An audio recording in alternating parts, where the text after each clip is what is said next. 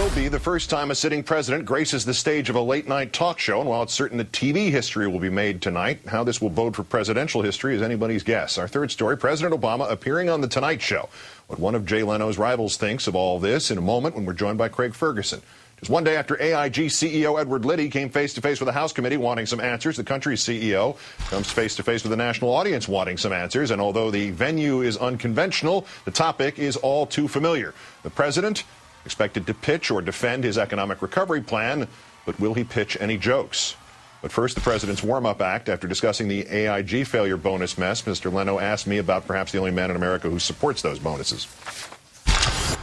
I heard Rush Limbaugh said he feels these guys should get their bonuses. Yes. Did he say that? Yes. Why? What is his logic? What is his reasoning? Logic? Did you say well, logic? No, I mean, reasoning? Well, I mean, is it... He makes $50 million a year doing that, and I think he feels that anybody who makes less than that is entitled to any money they can get. So he doesn't have it all at the end. He's trying to be fair. I do seriously. You can look at some of the things that Rush says on the air, and you can find some original point where it started logically, as you suggest. Right. That one doesn't make no sense whatsoever.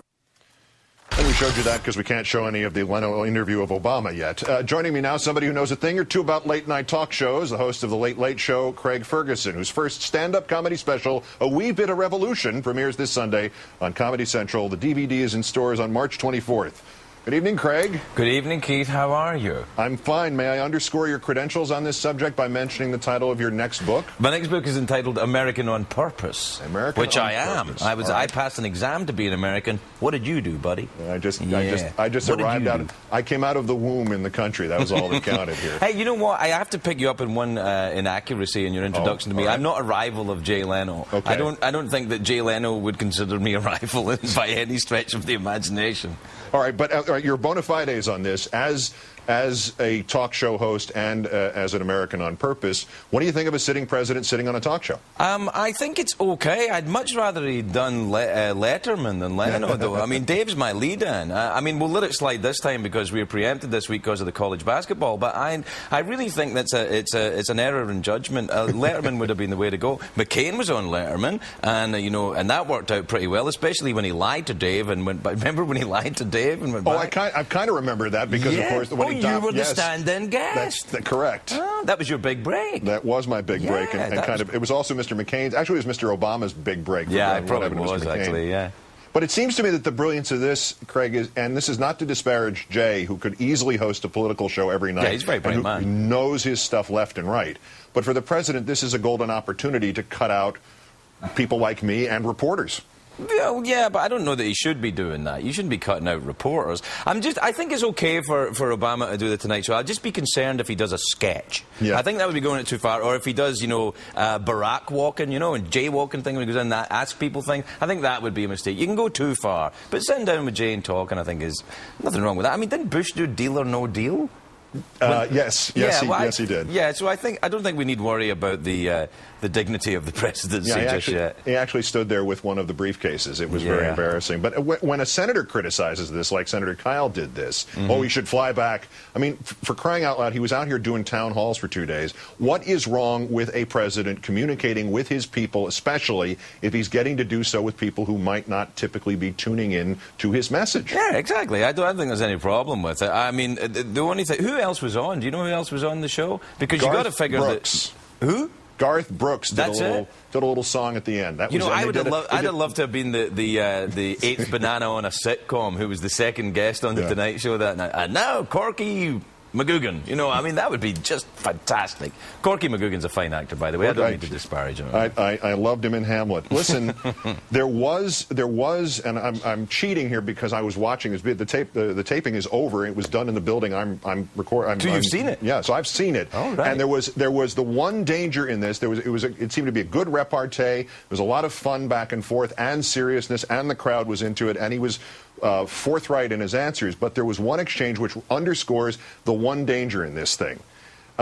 Jay Leno asked him about the bowling alley in the White House, and the president said no, he had not torn it out or burned it down. In fact, he said he'd been practicing. He rolled a 129 Jay Leno congratulated him sarcastically. "Oh, congratulations, Mr. President." Whereupon the president said, "Yeah, I know it sounds like this is a rough transcript. I don't have this in front of me, but this is what we all heard." The president responded by saying, "I know it sounds like the Special Olympics." And that's the only problem in that comfortable setting. You can, yeah. No, that's what do we do? What does he do about that? He begs NBC to cut it out of the interview, is what he does, and he tries to not let you see the feed the next time he's on the Tonight Show. Well, what can I do? That's probably a misstep. That wouldn't have happened if he'd done Letterman. I mean, Dave would have. He'd have been talking about something else. He wouldn't have been talking about bowling if he was doing Dave. Right? Why did he do Dave? I don't understand. We could have scheduled Dave, and I could have come in and filled in for him. Well, no. I think the reason why Barack Obama became president is because when he schedules something, he actually goes. Oh, that's it. All right, a clip has been released. This is about traveling. Jay Leno asking about whether or not it's cool to travel on Air Force One. Listen to this and give me your thoughts. All right. To fly in Air Force One. Just come on. You know, now, let me tell you, I personally think it's pretty cool. Yeah. Especially because they give you, the jacket with the seal on it. Oh, yeah. Yeah, well, what'd you think? It's nice that he gets a jacket. I mean, I don't know. I think there's nothing wrong with look. Barack Obama's going to be president for at least 4 years. We understand that power corrupts people. That's why we have the Constitution set up the way it is. So this being on shows like this may extend his humanity a little longer. I'm okay with it. I'm all right with the idea of a president doing that and talking about the cool perks. It makes him a little more human. I'm okay with it.